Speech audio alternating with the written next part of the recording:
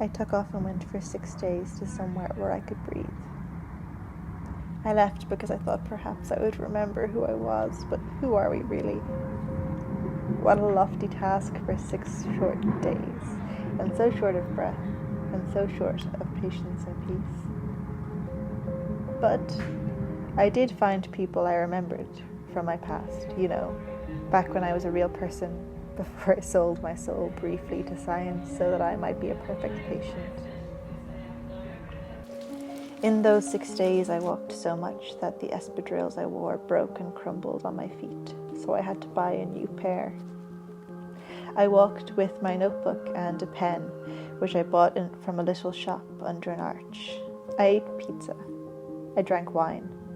I have no deadlines for healing now that I'm not going back to university, so everything matters a little less. I can let loose a little. A small compensation for all the worry it's causing. I think in hindsight that when I decided to disappear for a few days, it was in order to go looking for Simone. Not older, cleverer, celebrated feminist icon Simone, but the Simone in the memoir I read when I was 17 or 18 and had just left school, whose bright, excited, grateful eyes I felt could replace mine in my head and the world would look exactly the same. I found wandering, simple, independent Simone. All I did all week was walk and write and think and take deep inhales and deep, pleasurable sighs.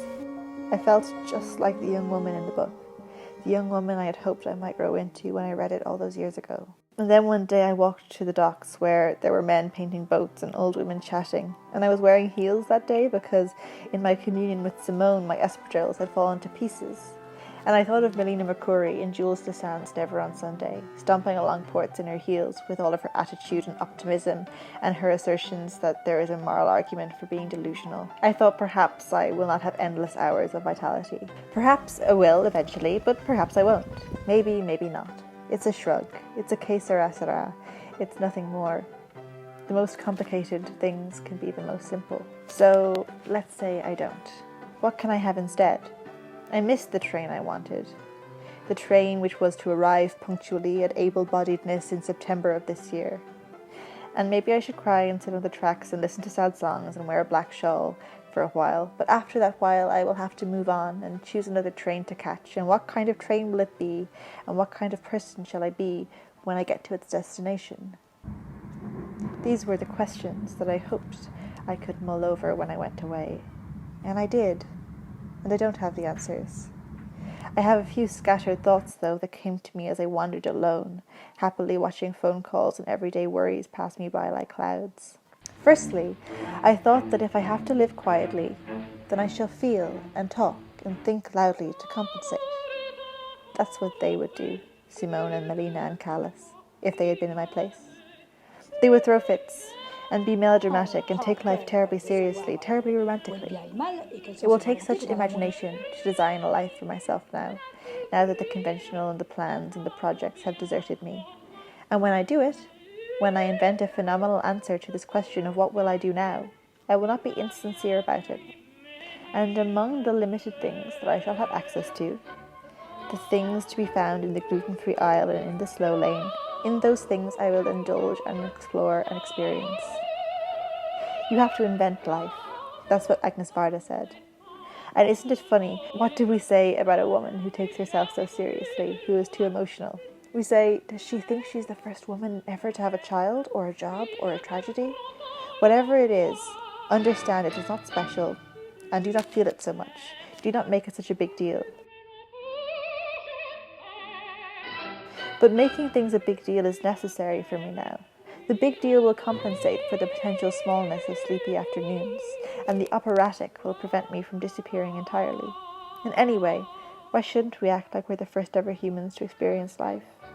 In a way, aren't we? Isn't the role of each of us to invent life from scratch? And isn't it a terrible waste not to agonize over that conception like a tortured artist? Maybe we should have more notions, not less.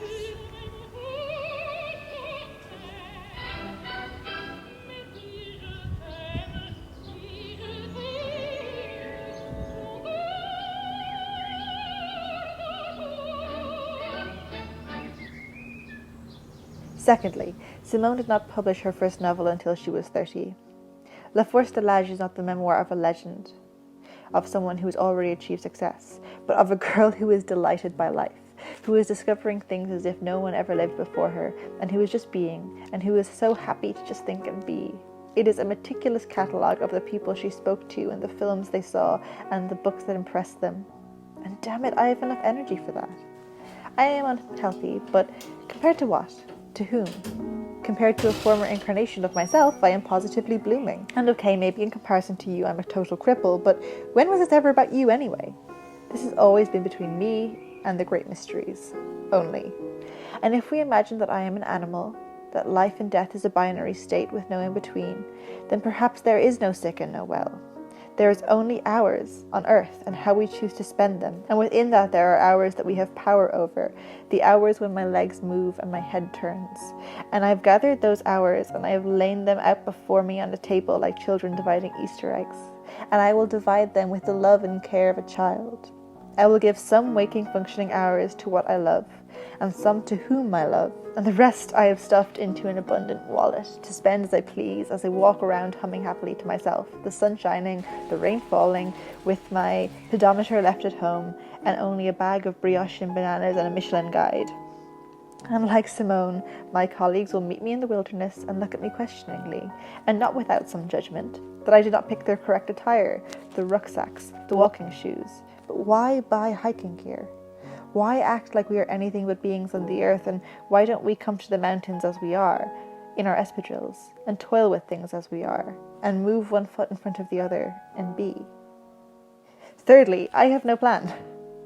I have seen my life for the past few years as a sort of montage, a film sequence of ambition and struggle and triumph over an invisible biological enemy. I don't know how to explain how it feels to crash so suddenly out of that idea of oneself, but it is deeply, bizarrely difficult.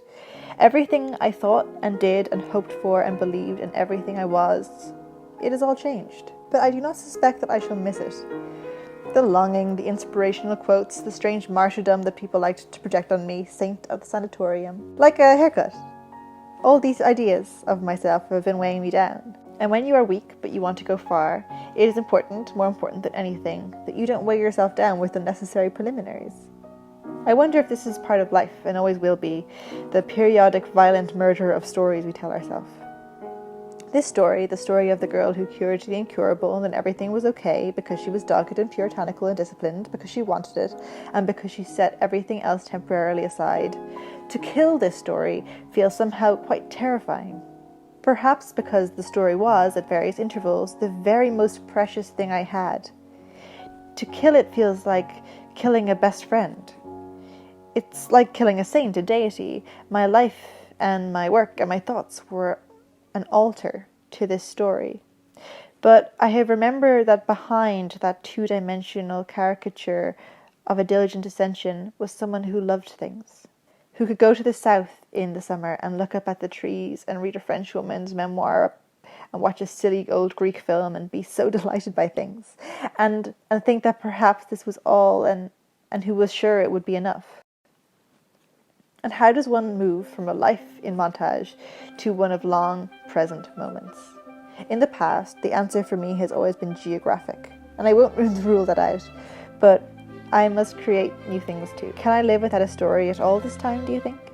Or is all of life, all of everything, a story we tell ourselves? We tell ourselves stories in order to survive. Joan Didion said that. We'll add her to the altar. I said to someone a few months ago that there are things, books, films, songs, that I regard as good or beautiful or enjoyable, but then there is a small number of things that hit me a certain way, that I meet at certain times in my life. I see something specific in their story or in the character or maybe just in a line, and I know, like love at first sight, like a vocational call, I know this person or line or song is a clue, a puzzle piece of the person I want to become, the eyes I want to see with, the life and the world and the philosophy I want to create.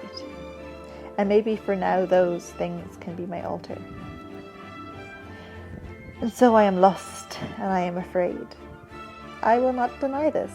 To be afraid, to feel things, is proof that I am still alive, which is no mean feat, let me tell you. I do not know where this new phase will take me, what I will do, who I will be. I could insert 1,000 Frida Kahlo quotes here, but in my own words, let me say, sickness makes you a firm confidant of yourself. If you are lucky, you will learn to spend hours on your own, and you will find yourself rather enjoyable company, which is a lovely thing until you start to change, until you have to change. I hope I will like the person I meet when I come out from under this fog. I suppose I will have to. But it means something, more than something, that I have remembered my little puzzle pieces. The patron saints of the vague thing I want. More than I want health.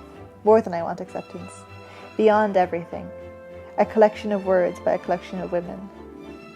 And when the city of the self is burned down, I will have the architectural plans, the puzzle pieces, the inspirations, drawn out in a selection of colours, ranges, and Latin languages, and I will be able to rebuild.